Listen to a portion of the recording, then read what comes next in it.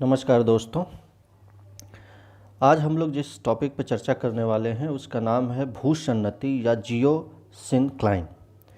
अब यहाँ पे जो भूसन्नति का कॉन्सेप्ट है या जो इसकी संकल्पना है वो बहुत हद तक पर्वत निर्माण से भी जुड़ी हुई है, तो इसी पे हम लोग विस्तार से अभी चर्चा करेंगे। सबसे पहले हम ये देखते हैं कि जियोसिंक्लाइन है क्या। What is geosyncline? जैसा कि आप लोगों को पता है कि कभी भी फोल्डेड माउंटेन का निर्माण होता है या कभी भी दो साइड से अगर संकुचन बल लगता है तो अगर भूपटल में मुड़ाव होता है तो एक आकृति बनती है जो उठी हुई होती है, उसको लहरनुमा आकृति। उठी हुई पार्ट को अपनति कहते हैं और नीचे वाले पार्ट को अभिनति कहते हैं। मतलब उठा हुआ पार्ट जो कि तरंग में हम लोगों का शीर्ष होता है उसको ज्योग्राफी में हम कह सकते हैं कि वो अपनति है या एंटीक्लाइन है, और जो गर्त होता है वो सिनक्लाइन है, अभिनति है। तो इसी आधार पे भूपरपट्टी में जो बृहत गर्त या द्रोणी या सैकड़ों किलोमीटर तक फैली एक गहरी खाई यानी कि धंसा हुआ, जिसका तल दोनों किनारों की भूसंहतियों से अपर्दित मलबे के निक्षेपण के कारण धीरे धीरे धंसता जाता है।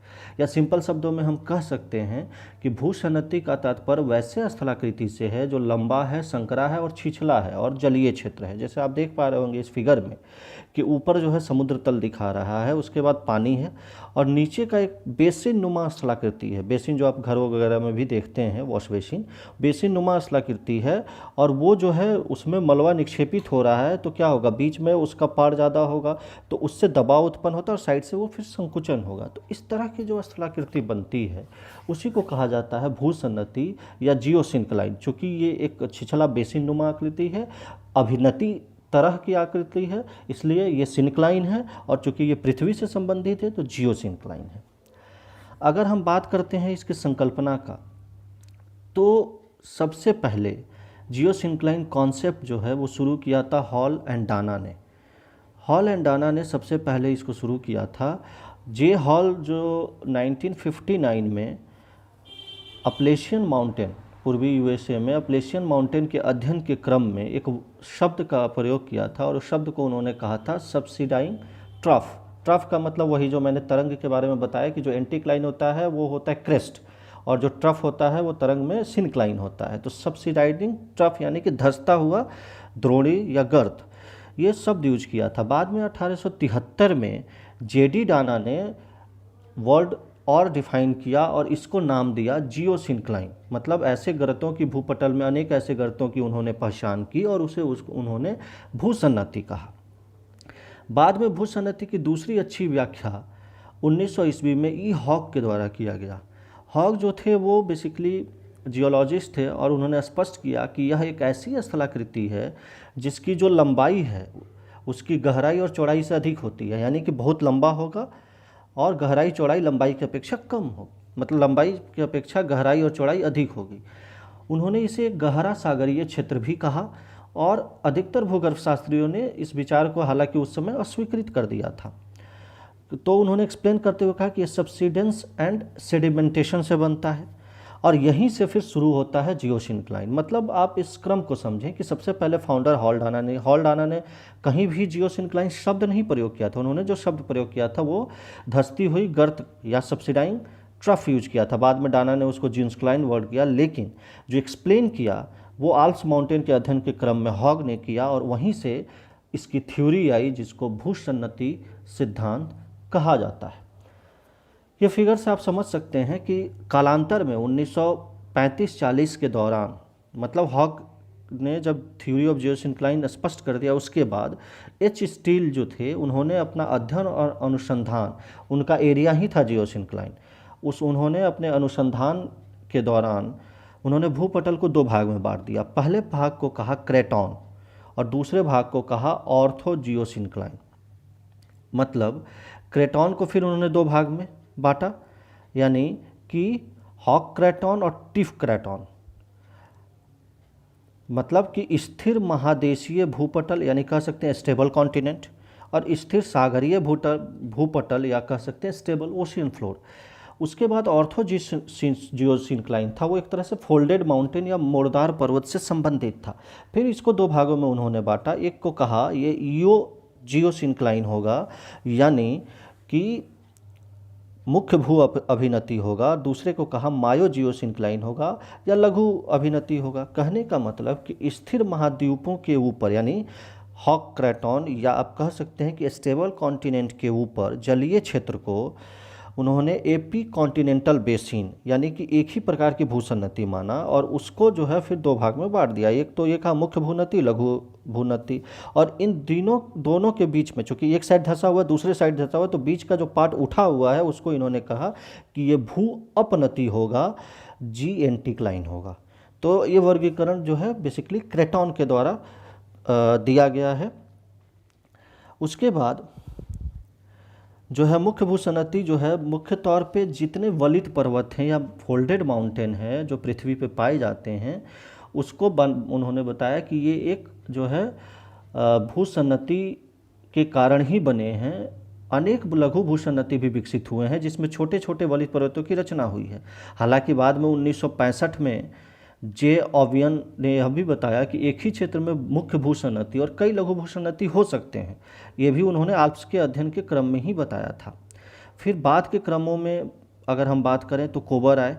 कोबर ने 1907 में जो है, फिर डेली आए। इन्होंने भी पर्वतों की उत्पत्ति के सिद्धांत के क्रम में भूसन्नति को स्पष्ट किया। उसको भी हम डिटेल में पढ़ेंगे। अगर हम बात करते हैं यहाँ पे कोबर के भूसन्नति सिद्धांत की, तो उसके पहले एक चीज़ हम जान लेंगे कि जो भूसन्नति होता है वो 3 अवस्थाओं में पाई जाती है। सबसे पहला जो अवस्था होता है वो होता है लिथोजेनेसिस। लिथोजेनेसिस का मतलब ये होता है कि भूसन्नति का वह अवस्था जहाँ पे छिछला सागर हो, उसके बाद जो है उसमें धीरे धीरे अवसादों का निक्षेप होने लगेगा और अवसादों का जब निक्षेप होगा तो उसके जमाव से उसकी गहराई में कमी आएगी और धीरे धीरे वो धंसने लगेगा।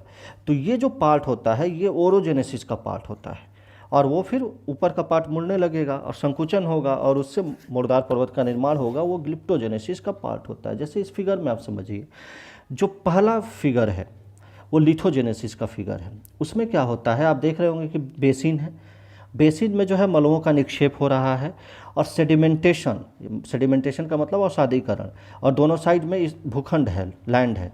तो ये जो है फ्लोर, जो ओशियन का फ्लोर है, निचला बेसिन है, वो धीरे धीरे वो सेडिमेंटेशन हो रहा है। तो ये पहला स्टेज है। दूसरे स्टेज में क्या होगा कि इस सेडिमेंटेशन के प्रभाव से उसमें कंप्रेशन होगा, उसमें दबाव उत्पन्न होगा और दबाव होने से क्या होगा कि चूंकि वो बेसिन दब रहा है तो ऊपर का जो भूपटल है उसमें मोड़ उत्पन्न होना शुरू होगा और कहीं ना कहीं फोल्डेड माउंटेन या मोड़दार पर्वत बनने शुरू होंगे। और ये जो है दूसरा स्टेज होता है जिसको ओरोजेनेसिस कहा जाता है। और तीसरे स्टेज में ये क्रम जारी रहता है और ये क्रम निरंतर जारी होने के कारण ग्लिप्टोजेनेसिस का अवस्था आता है जिसमें फिर मार्जिनल रेंज बनते हैं, मीडियन मास या मध्यवर्ती पठारों का निर्माण होता है। तो वही मैं बता रहा था कि कोबर ने भूसन्नति की उत्पत्ति की व्याख्या तो नहीं की है, उन्होंने ये बताया कि इससे बनता है। होम्स ने बाकी बताया कि जो क्षैतिज संवहन तरंग है, यानी कि जो पृथ्वी के नीचे जो संवहन तरंगे हैं वो जो है इसके निर्माण इसको उत्पन्न करती है और इसको बनाती है। इसी से रिलेटेड जो है कई थ्योरी आई। जो सबसे पहला जो थ्योरी था वो था जियोसिंक्लाइन थ्योरी, भूसन्नति सिद्धांत कोबर के द्वारा दिया हुआ, जिसको हम लोग एक फिगर के माध्यम से पूरे सिद्धांत को स्पष्ट करेंगे। दूसरा जो बेसिक थ्योरी आया पर्वत निर्माण से संबंधित वो है थर्मल कॉन्ट्रैक्शन थ्योरी, तापीय संकुचन सिद्धांत, जेफरीज के द्वारा दिया हुआ। तीसरी थ्योरी है संवहन तरंग सिद्धांत, होम्स के दिया हुआ।